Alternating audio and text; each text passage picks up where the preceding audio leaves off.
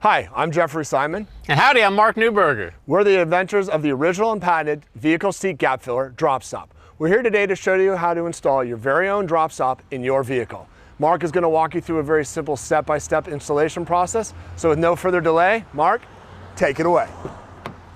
Please step into my office. Now, the first and most important step to installing your drop stop, the number one step, is to put this seat back, this part of your seat, all the way back like this to where it's almost flat. If you don't do this, it makes it very difficult to install, and as you can see, it opens up the gap area and makes it very easy to get your hands down. Also notice I'm sitting in the opposite seat.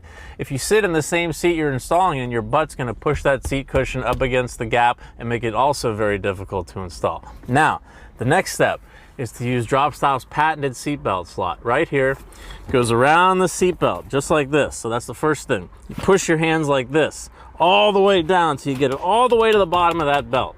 Then, because DropStop's squishy and stretchy, you stretch it, you pull it tight all the way from the front like this, and while it's tight, you push it down like this and make it super streamlined.